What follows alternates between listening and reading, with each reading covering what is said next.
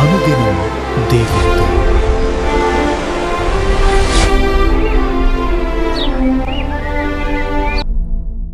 Praise the Lord. అనుదినం దేవునితోనే కార్యక్రమాన్ని చూస్తున్న మీ అందరికీ మన ప్రభు అయిన రక్షకుడైన యేసుక్రీస్తు ఘనమైన నామములో వందనాలు. ఉదయకాలం దేవుని వాక్యం చూసుకుందాం. సామెతల గ్రంథం 24వ అధ్యాయం 6వ వచనం.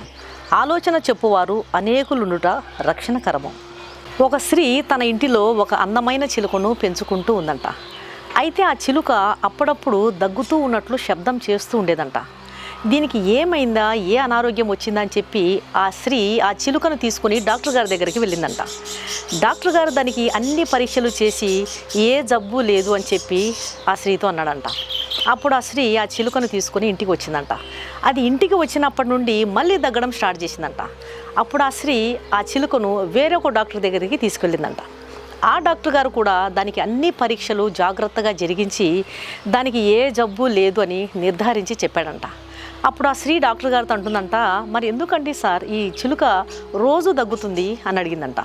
అప్పుడు డాక్టర్ గారు అన్నారంట, ఈ చిలుకకు ఏ రోగము లేదమ్మా అని చెప్పి ఆ చిలుకను బాగా పరిశీలించి చూసినప్పుడు ఆ డాక్టర్ గారు అసలు కారణాన్ని కనుక్కున్నాడంట. ఈ చిలుక ఎందుకు రోజు దగ్గుతుంది అనే సంగతిని ఆయన కనుక్కున్నాడంట.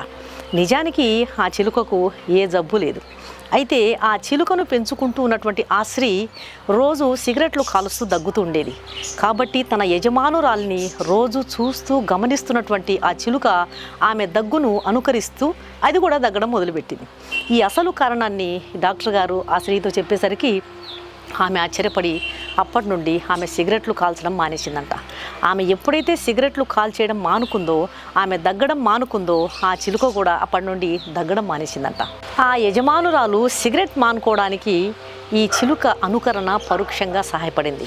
ఆ చిలుకకు మాటలు రాకపోయినప్పటికీ అది దగ్గుతూ అనుకరిస్తూ తన యజమానురాలి తప్పును విమర్శించి ఎత్తి చూపునట్లు దగ్గేసరికి ఆ యజమానురాలు తనకున్నటువంటి బ్యాడ్ హ్యాబిట్, సిగరెట్లు కాల్చడం అనేటువంటి బ్యాడ్ హ్యాబిట్ను అది మానుకునేటట్లు చేసింది.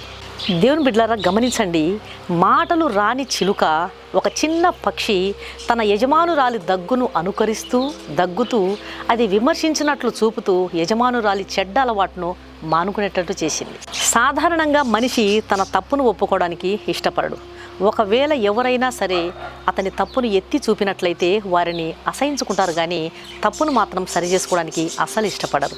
మనల్ని విమర్శించేవారు చాలామంది ఉంటారు, అసూయతో విమర్శించేవారు చాలామంది ఉంటారనుకోండి, అది వేరే విషయం. అయితే మనకు సరైనటువంటి విషయాన్ని నేర్పించాలి అనేటువంటి సదుద్దేశంతో ఒక విమర్శను మన విషయంలో ఎవరైనా చేసినట్లయితే మనం తప్పకుండా ఆ విమర్శలను అంగీకరించాలి. వారి విమర్శలను గనక మనం స్వీకరించినట్లయితే అవి మన గుణశీలాన్ని పెంచుతాయి. మనల్ని విమర్శించే వారి నుండి, గద్దించే వారి నుండి మనం అనేక విషయాలను నేర్చుకోవచ్చు. మనల్ని పొగిడే వారి కంటే కూడా, మనల్ని హెచ్చించే వారి కంటే కూడా మనల్ని విమర్శించేటువంటి వారికి మనం అధిక ప్రాధాన్యతనివ్వాలి. మనం వారికి అధిక ప్రాధాన్యతను ఇచ్చిన కొలది మనము వారి మాటల నుండి మన లోపాలను గ్రహిస్తాం. మన లోపాలు, మన తప్పులు, మన బుద్ధిహీనతలు ఏమైనా ఉన్నాయో అవన్నీ కూడా వారి విమర్శల ద్వారా మనం తెలుసుకొని మనం ఇంకా మనము దేవుని సన్నిధిలో లోతుగా నడవడానికి, మనల్ని మనం సరిచేసుకొని దేవుని యొక్క పరిపూర్ణతను సాధించడానికి అవి మనకు ఉపయోగపడతాయి. కాబట్టి వాక్యం సెలవిస్తుంది, ఆలోచనకర్తలు అనేకులుండుట రక్షణకరము. మనకు ఆలోచన చెప్పేవారి ఆలోచనలను, మనల్ని విమర్శించేటువంటి వారి విమర్శలను, మనకు సలహాలు ఇచ్చేటువంటి వారి సలహాలను, గద్దింపులను, హెచ్చరికలను అన్నింటినీ కూడా క్రీస్తు ప్రభు వారి పాదాల దగ్గరికి తీసుకుని వచ్చి దేవుని చిత్తానుసారంగా నడవడానికి ప్రభు మనకు కృప చూపును గాక. కళ్ళు మూసుకోండి, ప్రార్థన చేస్తాను. పరిశుద్ధుడు అయిన మా ప్రియ పరలోకపు తండ్రి, ఉదయకాల సమయంలో నాయన మీరు ఇచ్చినటువంటి శ్రేష్టమైనటువంటి వర్తమానాన్ని బట్టి నీకు వందనాలు చెల్లిస్తున్నాం. మా ప్రియమైనటువంటి తండ్రి, ఆలోచనలు చెప్పువారు అనేకులుండుట రక్షణకరము. అవును నాయన, మమ్మల్ని పొగిడేవారి కంటే, మమ్మల్ని హెచ్చించే వారి కంటే నాయన మమ్మల్ని విమర్శించే వారికే మేము అధిక ప్రాధాన్యతనివ్వాలి అని మీరు సెలవిస్తున్నారు. ఎందుకు మేము వారికి అధిక ప్రాధాన్యతనివ్వాలంటే వారు ఇచ్చేటువంటి విమర్శల నుండి, గద్దింపుల నుండి మేము ఎన్నో విషయాలు నేర్చుకుంటాం.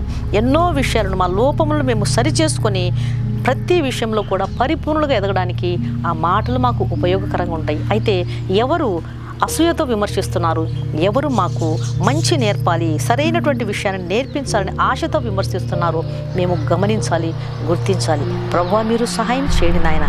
నా ప్రియమైనటువంటి తండ్రి, ఈ ఉదయకాల సమయంలో మీరు ఇచ్చినటువంటి శ్రేష్టమైనటువంటి మాటను బట్టి నీకు వందనాలు. వాక్యం వింటున్న ప్రతి ఒక్క బిడ్డను మీరు దర్శించండి. ఈ వాక్యం విన్నటువంటి ప్రతి ఒక్క బిడ్డను మీరు కరుణించండి, కృప చూపించండి. ఈ వాక్యానుసారంగా నడవడానికి మీరే సహాయం చేయండి. అలాగే నాయన, ఈ వాక్యం వింటున్నటువంటి మీ ప్రియ బిడ్డలు ఎంతమంది అయితే ప్రభువా మరి గర్భిణీ స్త్రీలు ఉన్నారో వారందరికీ సుఖమైన ప్రసవం దయచేయండి. గర్భఫలం కొరకు ఎదురు చూచేటువంటి వారి గర్భద్వారం మీరు తెరవదేయండి. మీరే వారికి చక్కటి బహుమానాన్ని అనుగ్రహించమని ప్రార్థన చేస్తున్నాం. ఎగ్జామ్స్ కోసం ప్రిపేర్ అయ్యేటువంటి ప్రతి బిడ్డకు మీరు జయాన్ని ప్రసాదించండి. ప్రయాణాలు చేసే ప్రతి ఒక్కరి చుట్టూ మీ కంచె, మీ కాపుదల మీరు దయచేయండి. మీ సహాయం అందించండి. మీ రాకడ నాయన ఎంతో సమీపంగా ఉంది కాబట్టి సిద్ధపాటు మెలకువ దయచేయండి. మంచి ప్రార్థనాత్మతో నింపండి. మీ అగ్నితో మమ్మల్ని నాయన కంచె వేసి కాచి కాపాడండి. సహాయం చేయండి ప్రభువా. ఈ దినమంతా మీ బిడ్డల ప్రయాణంలో, పనులలో మీరు తోడుగా ఉండండి. అన్ని విషయములలో మీ హస్తం వారికి తోడుగా ఉంచి నడిపించి నాయన మీ కొరకు సాక్షులుగా బ్రతుకుటకు సహాయం చేయమని సర్వశక్తిగల క్రీస్తు నామమును అడిగి వేడుకుంటున్నాను తండ్రి.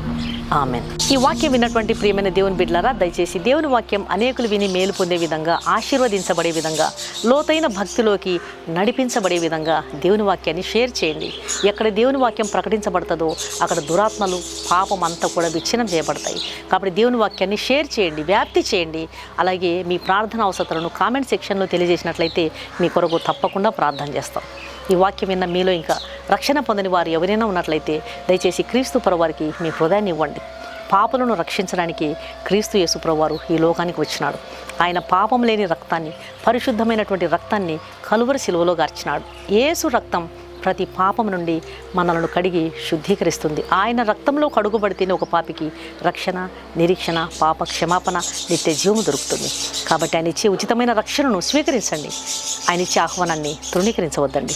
ప్రభు మీ ఆత్మలను రక్షించునుగాక. God bless you.